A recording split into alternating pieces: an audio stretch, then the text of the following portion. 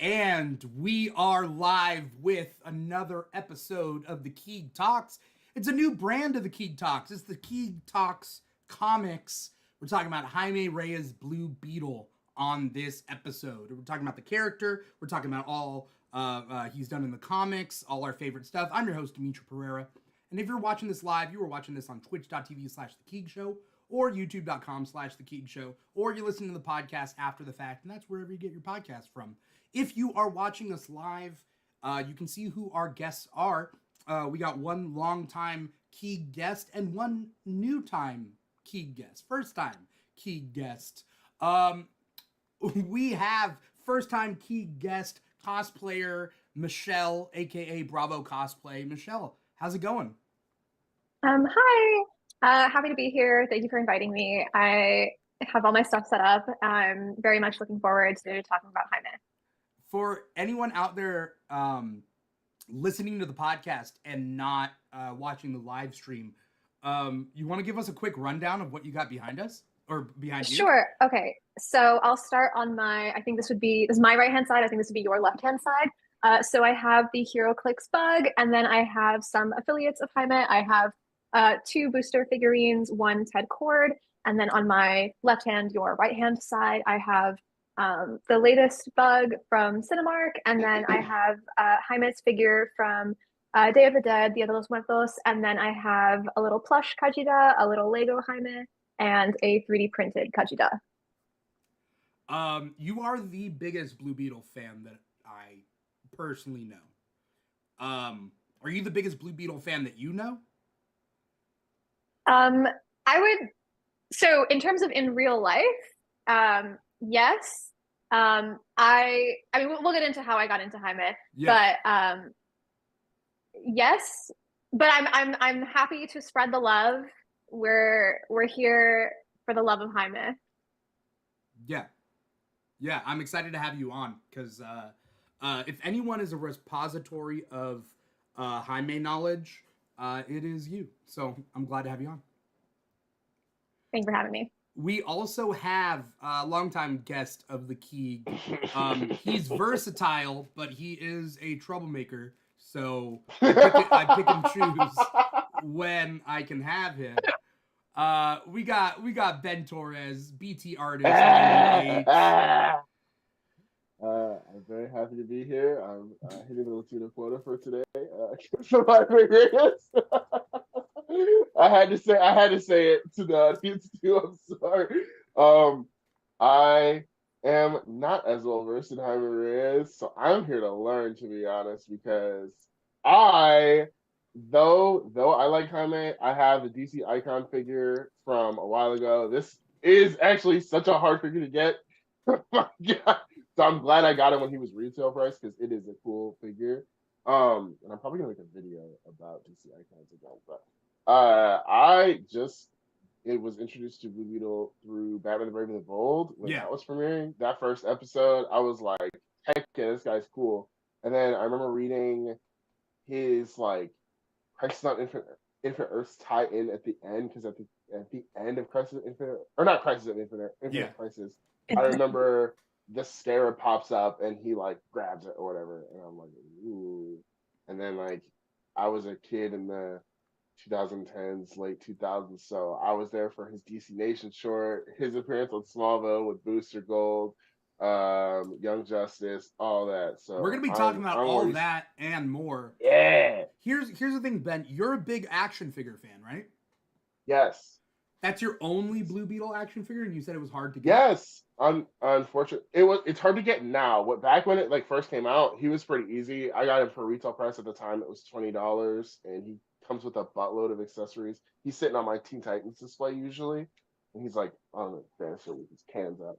But there's another one from DC Universe Classics that exists that I want but don't have. But it's definitely a figure that I've kept my eye on for the market for a while. Yeah. But times is tough. You also mod. Yeah, no, it goes on eBay for like insane prices. Which one? The one that Ben has? The one that he does not have. That one as well. This one as well, yeah. They're both. He's only gotten figures from like lines that died, and then he's got a movie one that's out right now. Yeah. The McFarlanes, yeah. Ben, you mod action figures too, right? Yes, so I do customs a lot on Instagram. I've gotten some customers that are like follow me back, so I'm like inching my way into the community a little bit. One of them I have is like right here is this Batman. He's built off a Marvel Legend. But yeah, I actually like reorganized my desk so like all my customs that I've worked on recently are like up top, and then I have a nightly one that I'm looking at right now. But yeah, Blue Beetle would be a fun custom, but he would be hard. He would be hard. Oh my I god. mean, with all the alternate like colors of Blue Beetle and stuff like that, like I think, like I don't know, I think that would be fun. It would be fun. It would be fun. I just need resources and a 3D printer because he's got options Yeah, for display. yeah. 100%. Yeah.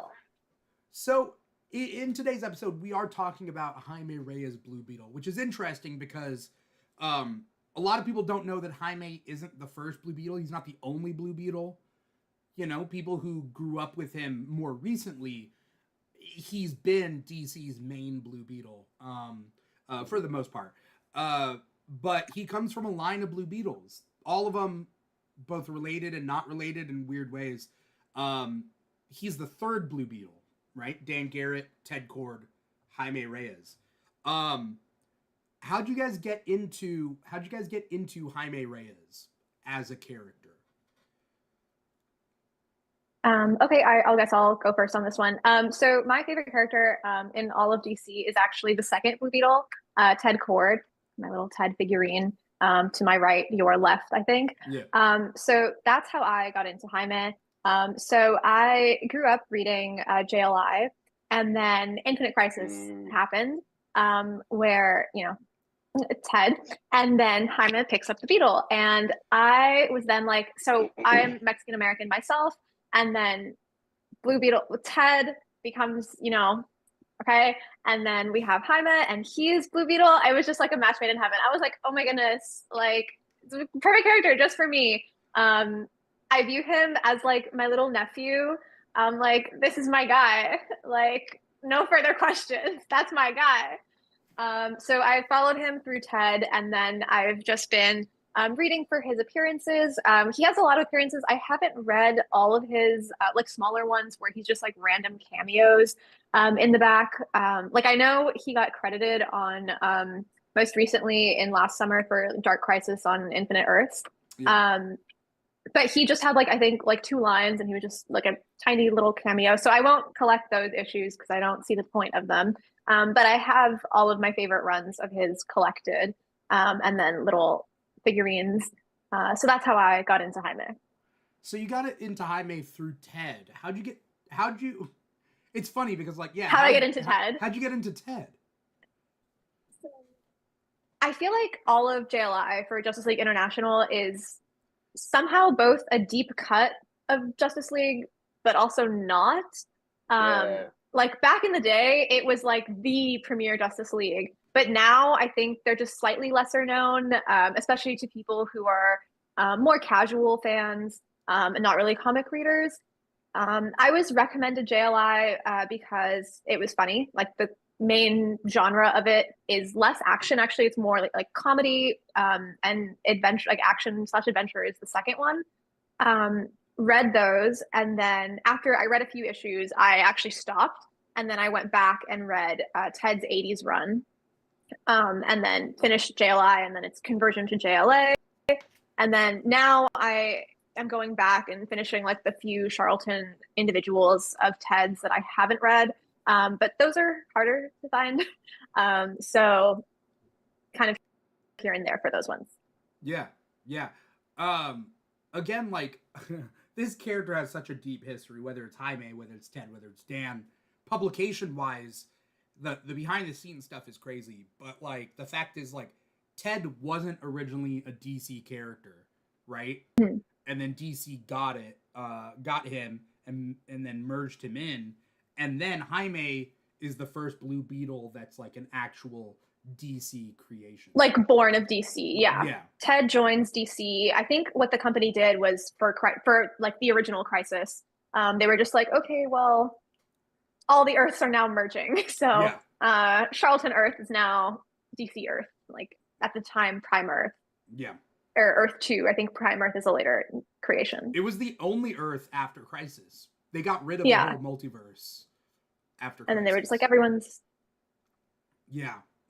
It was, it's weird. Also, what's weird is that the character in Watchmen, what was his name? What was the owl in Watchmen? Night Owl. Night Owl is based off of Ted. Mm-hmm. Yeah. Oh my god. The funniest thing is, like, you were talking about how Blue Beetle's publication history is crazy. The fact that Watchmen was birthed out of the fact that he couldn't use any of those other characters, or Alan Moore couldn't use any of those other characters, is so crazy. And now they're integrated in the universe just like our good brother Blue Beetle is now. It's weird because Alan Moore couldn't use the Charlton characters that he wanted to because DC was like, we want to use them for post-crisis stuff. Like, why would we didn't buy him just for you to like kill him off and like make them all weird and stuff. So he created his own, analogous things, which is funny because like before the Watchmen movie came out, like people got to know the question on JLU, the cartoon, right? And then they saw Rorschach and they were like, okay, that's weird. But then they didn't know Peacemaker until recently, but they knew comedian from the movie.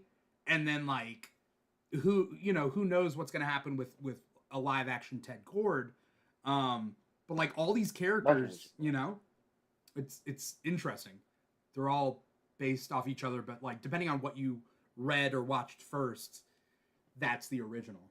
Right. Ben, how'd you get into Jaime? Mm-hmm. Well, like I said, I was a child, and Batman Brave and the Bold premiered after they killed the Batman, and I was like, what the hell is going on? Yeah. But then the first episode opens, and it's Jaime focused, and I was like, all right, I like Jaime, like, he's good. I'm like, oh, Latino! What? I was eating it up. I was frankly eating it up. I was like, first of all, the suit is solid. One thing about DC, if they need to make a new character to push, they are gonna give solid design. Like we just saw this with Punchline. But I was thinking back, I made a video about this. I was like, actually, the first one they did really did this with was Blue Beetle, when they were like, let's make him like the guy. This design essentially has pretty much stayed the same. Like pretty much been the same. You can't outdo the doer. Like you can have the little lights on the legs like Dimithri has in his picture, or you can have like a different version of the boots or the gauntlets or whatever. No gauntlets. Either way, this is the same. Like this is the same. It's an iconic look. I think what really helped Jaime take off and why he was able to cross over into other media besides the whole like rights issues thing was like his design is striking. He looks really good. So the fact that we've gotten him adapted multiple times, and every time I've sat there and ate it up.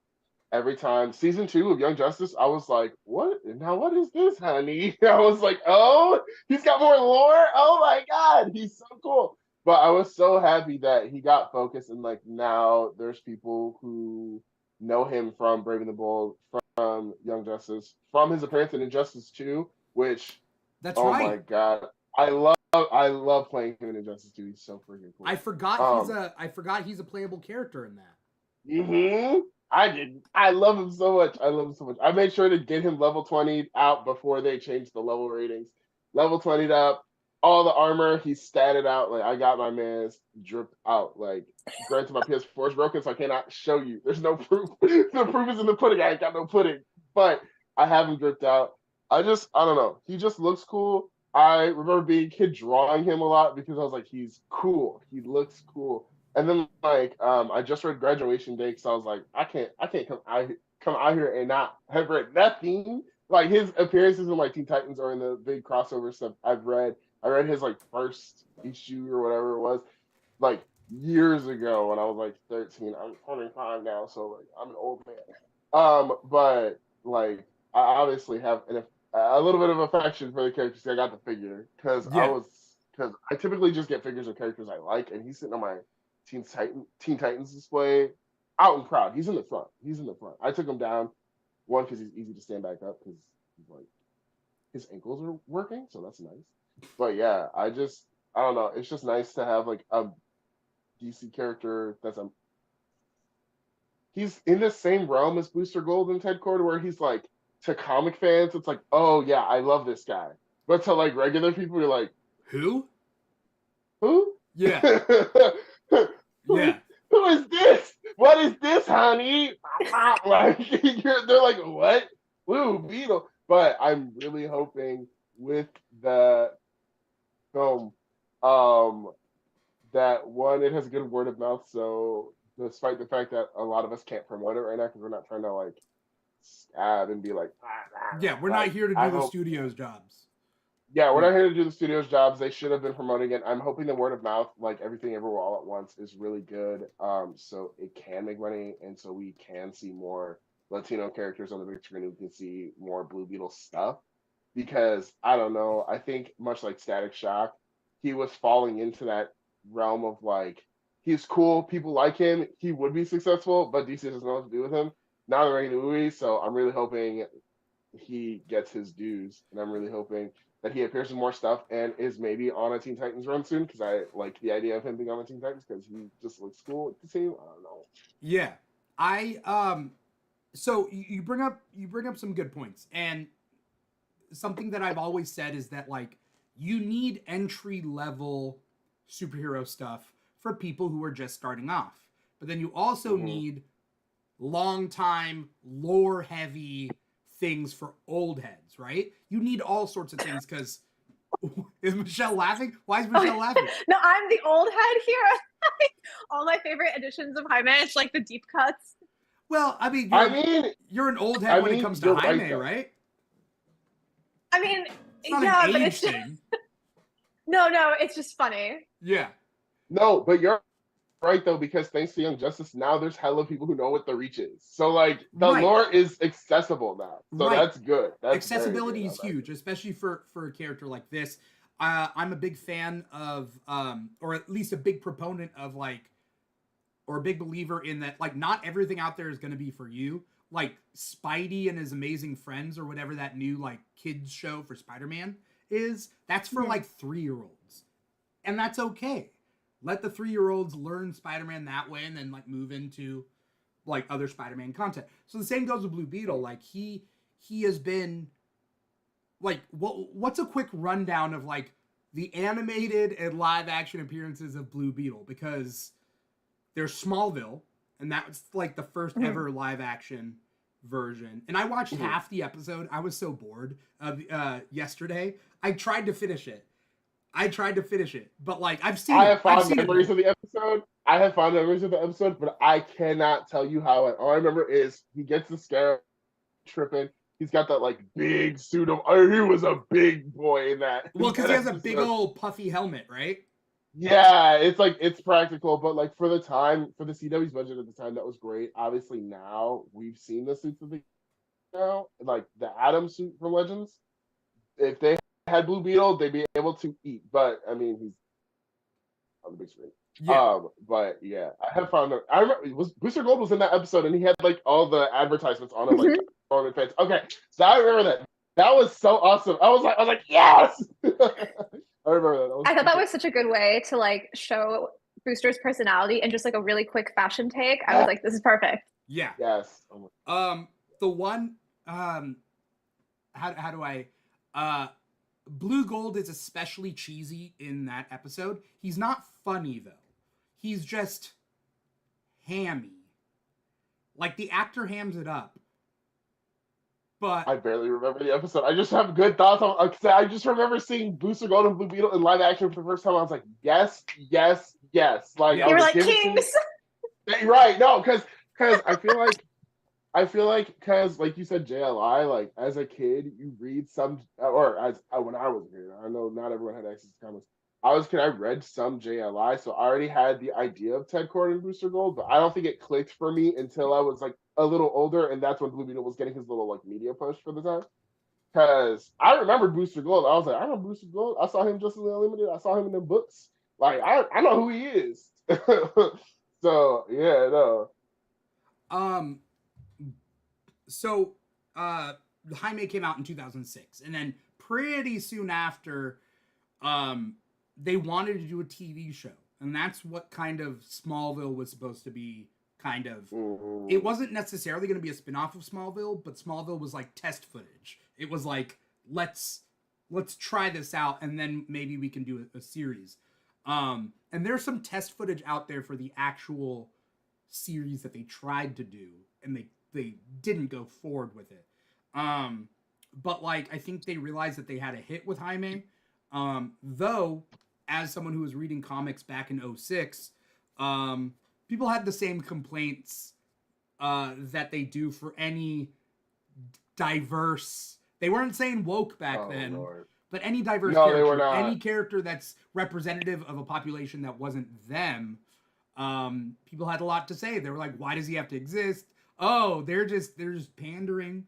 Oh yeah, they used to say pander back in the day. Now they say it was pandering. It was pandering, and then it was pandering. It was, why don't you just X, Y, and Z create a new character? Yeah.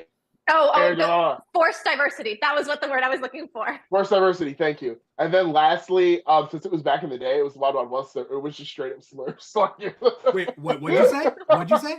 It was back in the day, so it was just straight up slurs. Like, straight up. Like, they were not monitoring. Yeah, like they would just, Yeah, no. I remember. I remember being a kid on YouTube and reading anything like, you're like, whoa. Yeah. You're like, whoa.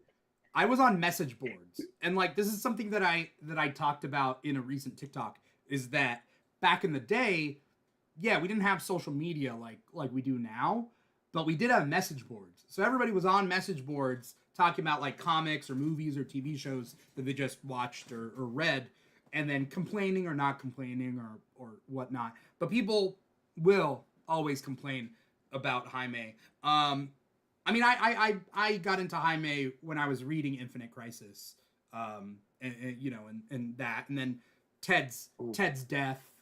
I read that when that came out, and that sort of thing. So, I've been a fan for a good amount of time, but he's never been my number one. He's always been like really cool to me. And I like it when he teams up. Like, I liked it when he was in the Teen Titans. Not necessarily because those runs were great, but just because I love a good team of like rando assorted characters. I just love it. Like that lineup, I think, was like Supergirl, Static, Jaime. Short-lived, but amazing. Red Devil. It was for like 3 or 4 issues. Ravager. Yeah. Yeah. Very short-lived. That's something I remember reading at the time, and I was like, this lineup is so good. But I think Static had some rights issues at the time, so they were like, pull that out. I think they were just like, we're gonna do another black character with lightning powers because we can't use our current one. What they do? Well, that's what happened every single time with Static Shock, is like they would have licensing problems. Because like they always had a bunch of lawsuits, and they were just like, okay, we're just gonna literally just like duplicate this character, name it someone else, same like vaguish powers, origin, outfit, let's go. That happens a lot. And then that would get caught up in lawsuits too. I mean, Black Lightning to Black Vulcan, that was in the Super Friends. Like, there's always something. By the way, quick check, I'm sure my video is kind of getting weird, but is my audio okay? Has my audio been good? Your audio's okay, and then I'm watching on the Twitch itself. Yes, I have it pulled up. You look fine. Okay, cool. All right. What was I gonna say? Oh, so yeah, I love like rando assorted team up kind of stuff. I want to talk about Jaime and his heritage, right? How much does it matter that he is a Mexican American boy from El Paso? That he is a Hispanic Latine character. Like, how much does that matter to the character? But for you guys and your guys' appreciation of the character. Do you want to first? You want me to go first? Oh, you can go first because you're like the historian here. Like, okay. This is a personal experience thing, but yeah. Yeah. Okay. So right now, in the comics, Jaime's actually moved over to Palmera City, which they're also doing for the film, and that has the latest update in the comics was in his last run. for Graduation Day, and the sequel to Graduation Day, Scarab War, where presumably he will still be in Palmera, is coming out in September. Pre-order September 5th. Okay. Anyways.